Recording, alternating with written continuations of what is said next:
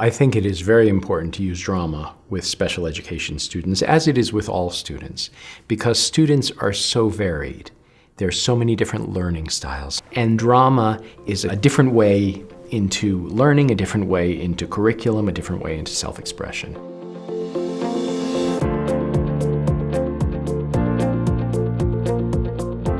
I spoke with the teachers first and asked, what are some things you've been studying?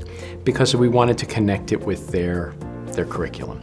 And Becky told me they'd been studying weather. So I thought, well, let's make a story and a play about weather. I went in and I talked to them about, well, what have you been studying? What do you know about? And so I kind of gauged their level of comprehension in terms of how complex our story might be and what aspects of the curriculum we might draw in. Then we talked about what a story needs. He talked about characters and setting and all of those different elements to the story, which all of this is what we are supposed to do for the Common Core anyway. So they're just being able to do it hands-on, learning it through acting and through creative thinking. They made up their own story, they came up with the script and everything, and they practiced it with Barry, and oh, they had so much fun. We just kept taking their ideas and putting them in. I took notes, and by the next day I came in and said, this is our script. What do you think about it? And along the way, basically at every step, I would be checking in with them. Is this okay? Do you like this? Because I want them to feel ownership of the process. And that's how we ended up with the gripping drama, the animals, and the clouds.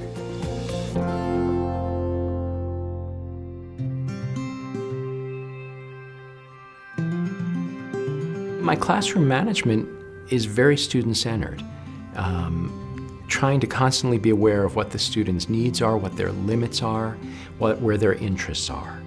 I come in with a plan of what I think we're going to do, but if the students say, let's play that game again, okay, we'll play the game again. If they say, let's not rehearse again, we won't rehearse, we'll go to something else. Being able to come up with something off the cuff, that's actually a really good skill. A lot of my students really have a hard time doing something that is not right in front of them, what they have to do exactly.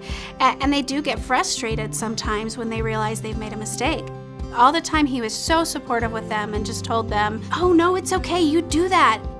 It's almost an improvisational technique. In theater improvisation, one of the things we say is never say no, always say yes, accept the new prompts that are added to the improvisation.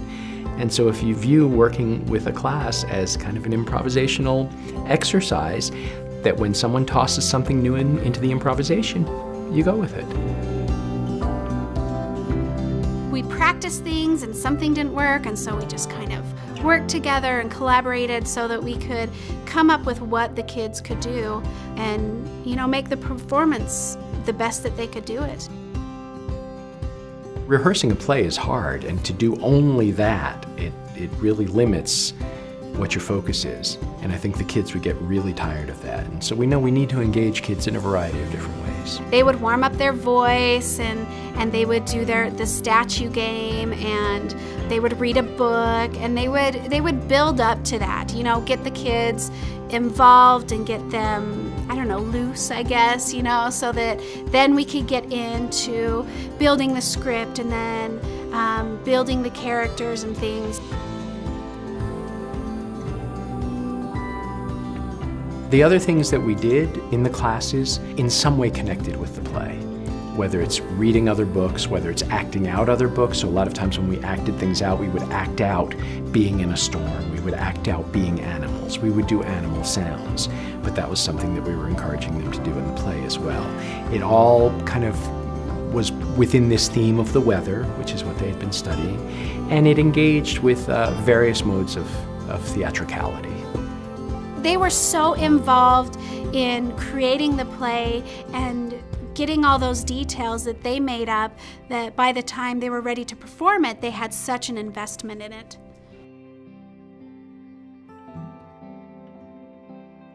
Becky and I were both just amazed at the kids, that they did not flinch at all.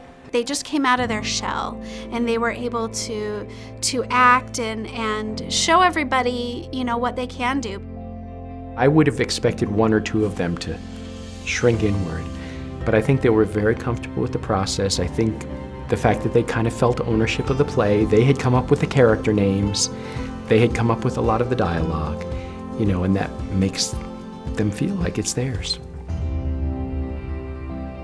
I think a lot of teachers, when they think about doing drama in the classroom, whether with special education students or just your normative students, they immediately go to, I can't do a play, I can't direct a play, I don't know how to act, I can't, we don't have time to practice and to build a set and to get costumes.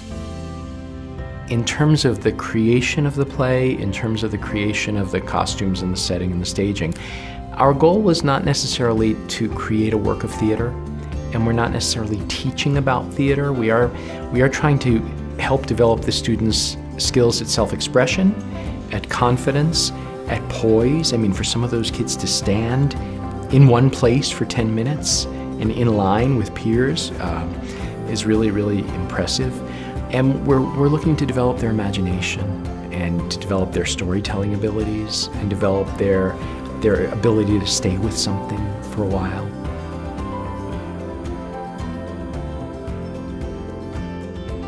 I encourage teachers to use drama in the classroom in all different kinds of ways and in small bursts and just acting little things out, because it can engage kids who might not get engaged in other ways and who might not be as comfortable with reading it off a page, but to improvise something or to make sounds or to do movements of a character can really bring it to life for them.